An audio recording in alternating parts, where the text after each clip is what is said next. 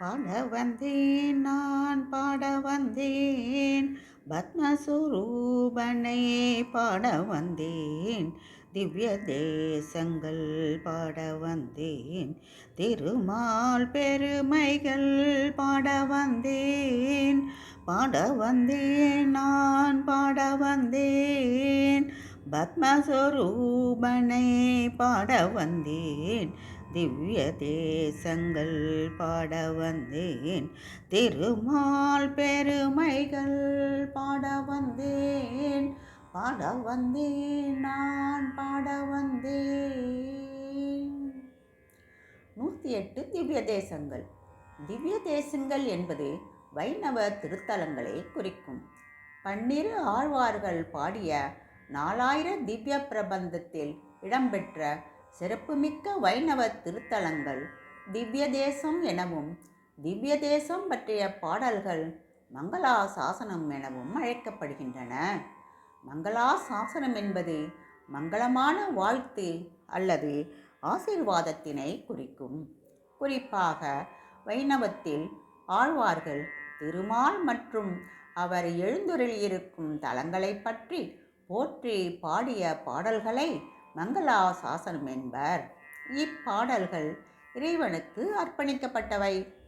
நன்மை, செழிப்பு மற்றும் மகிழ்ச்சியினை வேண்டி இவைகள் பாடப்பட்டன. இந்த 108 திருத்தலங்களில் 84 திருத்தலங்கள் தமிழ்நாட்டிலும் 11 திருத்தலங்கள் கேரளாவிலும் 2 திருத்தலங்கள் ஆந்திராவிலும் 4 உத்தரப்பிரதேசத்திலும் 3 திருத்தலங்கள் உத்தரகாண்டிலும் குஜராத் மற்றும் நேபாளத்தில் ஒரு திருத்தலங்களும் 2 திருத்தலங்கள் வானுலகத்திலும் அமைய பெற்றுள்ளன என்பர். தொண்டரடி பொடியாழ்வார் திருமாலினை போற்றி பாடிய பாடல்.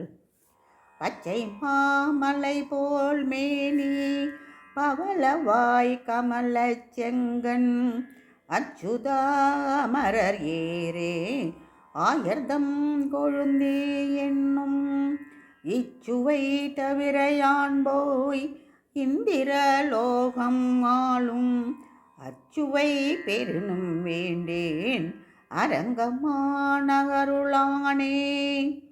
திருமாலின் அழகினை அழகாக வர்ணிக்கிறார். பச்சை மலை போன்ற உருவம் உடையவன், பவளம் போன்ற வாயும், கமலச்செங்கன் தாமரை போன்ற மலர்ந்த கண்களும், அச்சுதனே ஆயர்குடியில் பிறந்தவனே கோபாலனே, உன்னை இச்சுவை தவிர, உன்னை ஆராதிப்பதை தவிர இந்திரலோகத்தையே எனக்கு தானமாக பரிசாக அளித்தாலும் வேண்டவே வேண்டேன் அரங்கமா நகருளானே.